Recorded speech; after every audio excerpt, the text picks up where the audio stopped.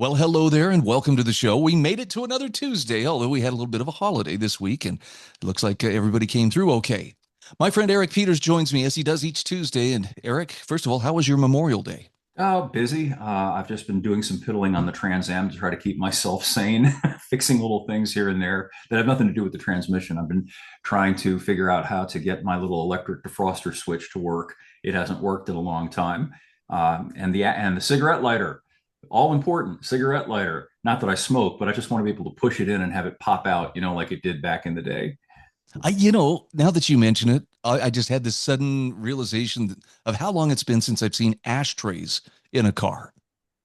Oh, Been not a, for years. yeah, it's been a Some minute. vehicles offer what they call a smoker's package. You have to you pay extra and they give you an ashtray. Wow. But in the meantime, we've got cup holders to put our coins and other various things into as we travel. I'll admit I kind of disconnected from the news this weekend. We had a wedding to go to. We're visiting family members' graves and so forth. So I didn't spend as much time online. Um, did I miss anything? Did world peace break out? Apparently not. The news overnight, None of a. and the outrageousness of it is has gotten to be just so. What's the right word?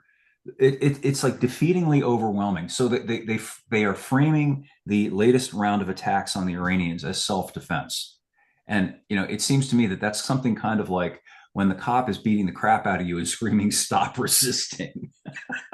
Yeah, it's gaslighting in its simplest form. And you had mentioned this off the air, and some people will probably take exception that we even point this out, but um, no matter where you stand on the Iranian leadership, they would be so stupid to take anything the Trump administration says at face value. Look, we're going to negotiate in good faith, and they tried that before, and I think wasn't there a bunch of surprise attacks, decapitation strikes, and most of their leadership was killed. Yeah, I mean, absolutely. That's consequential. And I'm glad you brought it up. And irrespective of how you feel about the war per se, Trump has shredded the credibility of the United States in a perhaps irrecoverable way, at least as long as he's the person that's in charge of the federal government, because you'd have to be an imbecile to trust anything that that man says. So, how then do you broker a deal with a person like that? Would you buy a used car from this man? Of course you wouldn't. So, I think the Iranians are not stupid and they recognize that they have been played and they're not interested in being played again. And so, where does that leave us? Well, it leaves us where we are with Trump blustering, making these braggadocious public utterances that are disconnected from reality quite often. He makes claims that are simply false on their face. And the Iranians sit by and say, well, okay, fine. Here we are. And what are you going to do about it? And I think we're in a checkmate situation. We, meaning the United States and Israel, because on the one hand, the prestige of both has been shattered, and on the other, as far as the Israelis are concerned, they are now in this position that they didn't want to be in, with Iran stronger than it was before the war. So what are they going to do? Are they going to do the unspeakable thing, the thing that's on all of our minds that we all dread, that would mean a catastrophe for the world? I don't think the chances of that have lessened. If anything, I think they've increased. The same, by the way, with regard to what's going on over in Kyiv, which is now off of most people's radar, but probably ought to be back on it. Yeah, some of the biggest and most pointed attacks by the Russians. And I mean, like going after the decision making centers, which look, I'm not going to try and see if I can spin this a little bit in our favor here. There's a lot of Western advisors, including U.S. military advisors, that have been running this proxy war against Russia in Kiev. Good heavens, they're being warned. Russia is warning the U.S. and other Western countries, you need to get your people out because those places are going to be destroyed. Now, we do have the consolation, though, that at least last week, a good, strong pro-Israel congressman was elected in the Kentucky primary, and that scamp Thomas Massey will be sent packing, come the first of the year. Well, I think there actually is a silver lining to that very dark cloud, which is that Massey is free now. He's not encumbered by the GOP. He can speak his mind even more plainly. And he still has, what, 7 months as a sitting congressman to do things that could be very consequential, such as, I don't know, reveal more about what the Epstein files contain, among other things, and simply serve as an embarrassment to the Trump administration, which ought to be embarrassed. because what it's done is simply outrageous and despicable, and people are rightly enraged and demoralized about it.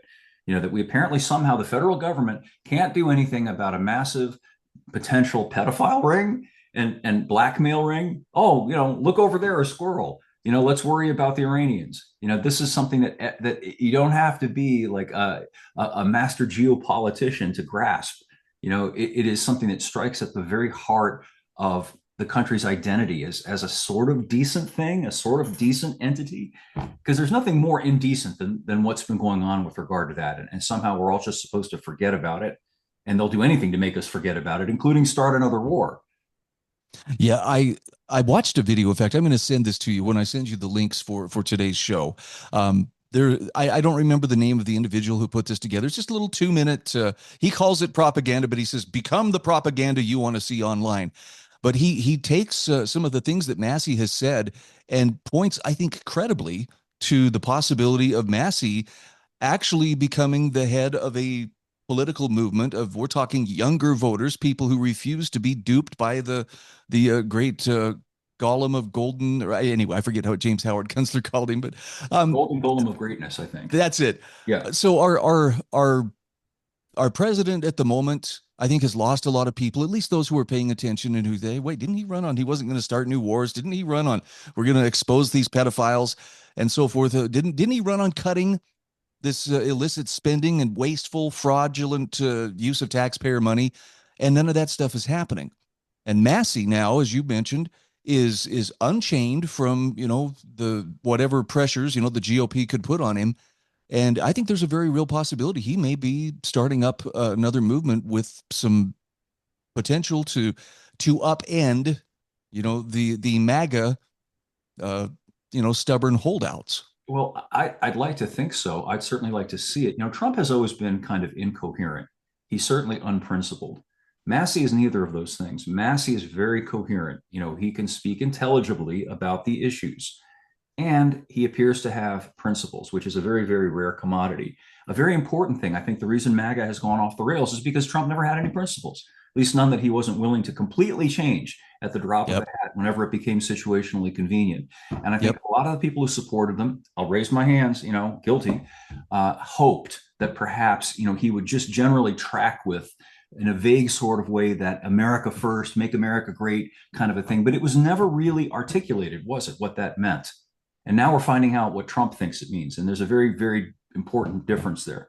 Massey, on the other hand, has been very clear about what he thinks would make America great. He's articulated principles, and I think that he would stick by them. And I think that that has tremendous appeal.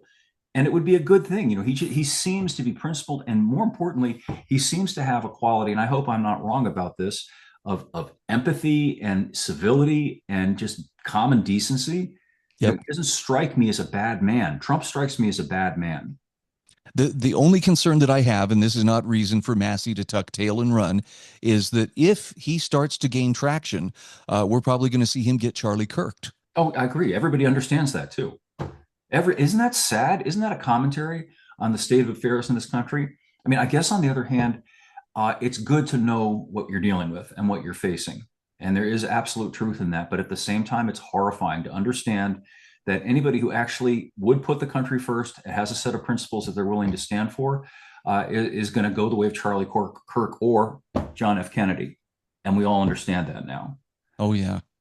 Well, I'll tell you, I'm intrigued by the possibility of someone picking up that torch of liberty that has been dropped, and as the Trumpsters have marched on, and I'm not ashamed to say, I voted for him a couple of times because I felt he was the better option, but I didn't abandon him; he abandoned me, and that's okay. Let him move on. I'm Yeah. looking for the people who are principled, and whether that's Massey or somebody else, I want principle over the politician who'll do anything to get elected or say anything to get elected, and then take whatever money he needs, however it gets to him, to stay in power. Well, ultimately, it's on us, and I think that that's an important realization. We have the power. Let's take it back. No longer comply with this. No longer give it our legitimacy. I feel the percolating upward in this country is, for the first time in my life, a general sense that we've got to start resisting. And I'm not talking about violent resisting. I'm talking about noncompliance. just refusing to be a part of this garbage any longer. And playing the dumb game that we're presented with every 2 and 4 years. I'm going to vote. I'm going to vote because my vote counts. No, it doesn't. Understand that, and pull the legitimacy away from the system. That's how we change the system, not by giving it new legitimacy every 2 or 4 years. No, I'm with you there. And look, I say this as someone who is actually running for public office for the first time in my life.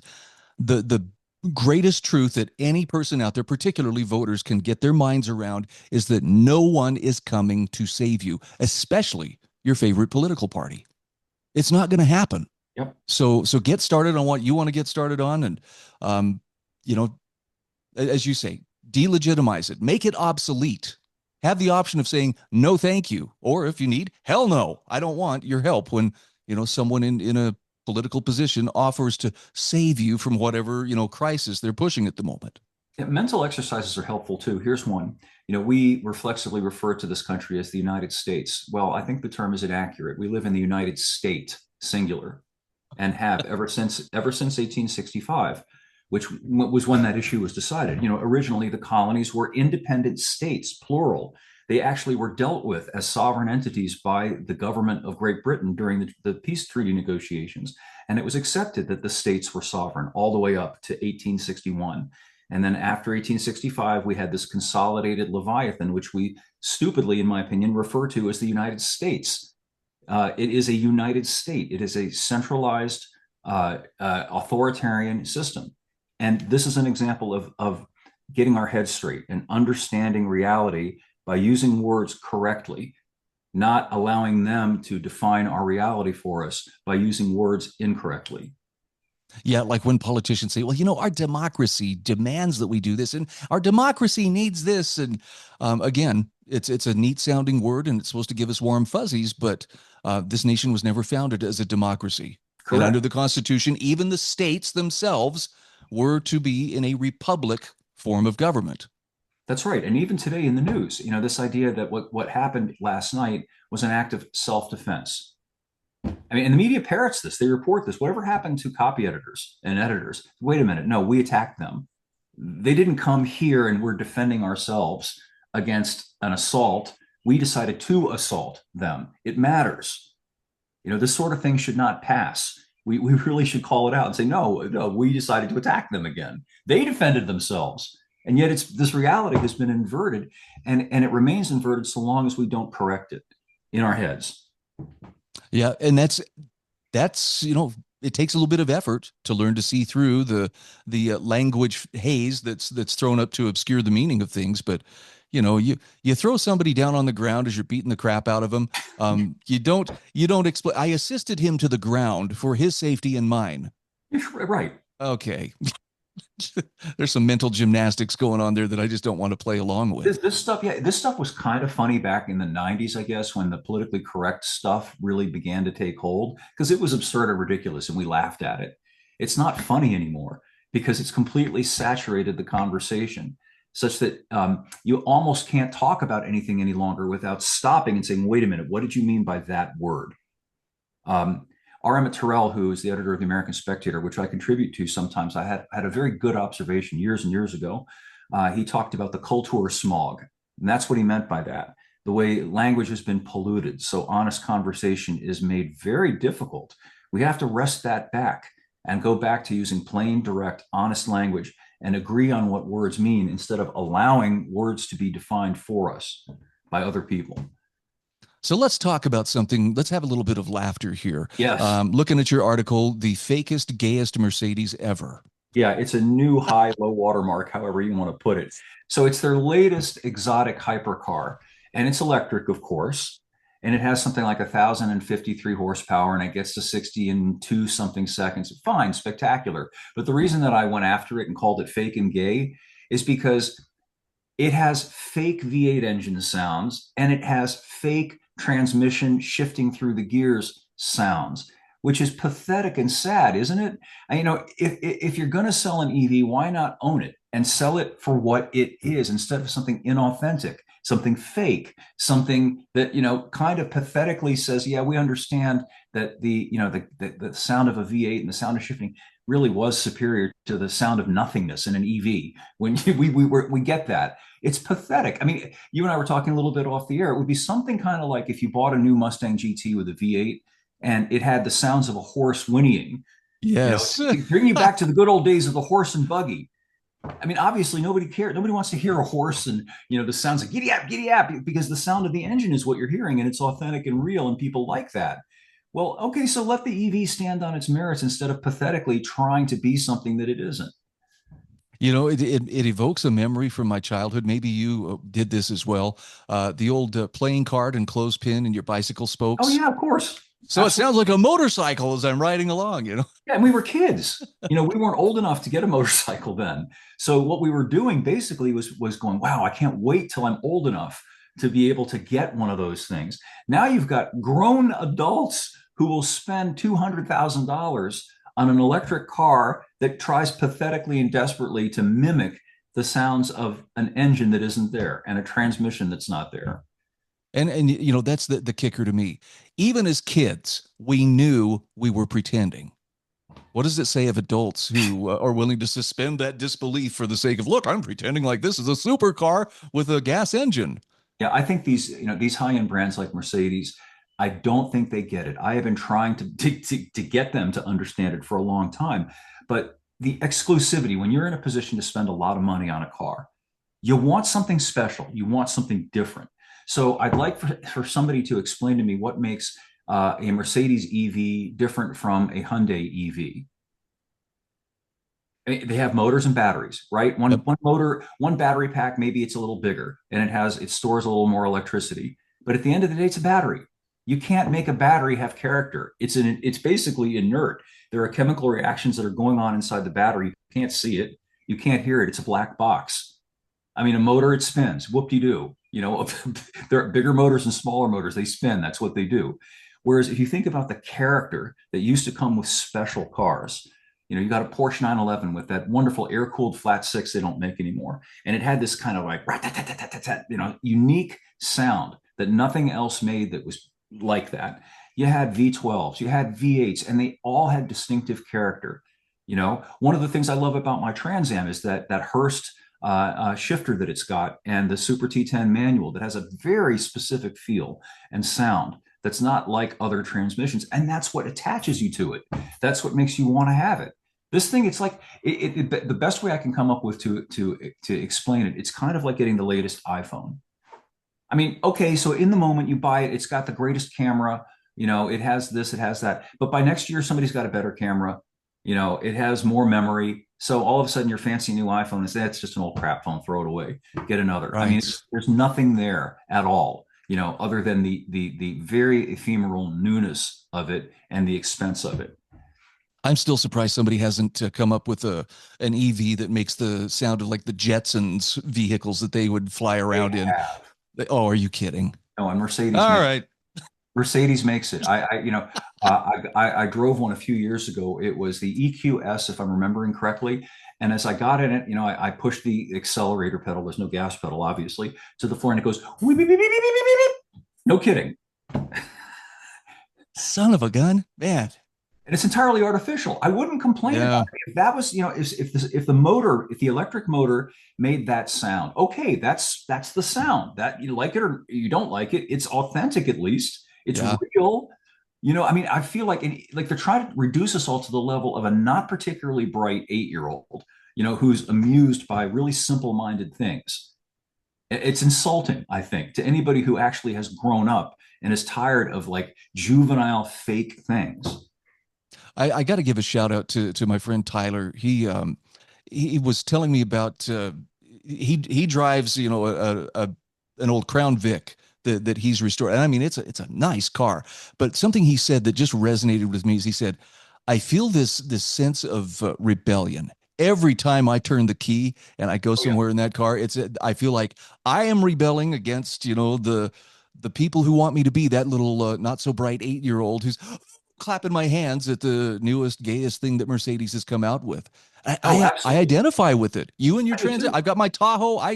It's not a beautiful car. It's something I don't mind getting dirty or scratched or whatever, but it's a V8, and there's something about that that makes me feel well, like I'm a bit of a rebel, a loner. And even I'm glad you brought this up because even to the extent of turning the ignition key to start the engine, which is something you don't do any longer in cars, you push a button, which they marketed as a convenience. And I understand some people like that, but there's something alienating to me and something disconnected. You're not, you're increasingly not part of the experience. Whereas when you put that key in the ignition switch and you physically turn it and you're controlling the starter motor, it turns well as long as you turn that thing and you start the engine, you're connected to the vehicle in a way that you're just not when you sit there and push a button, and that triggers a sequence of events that starts the car.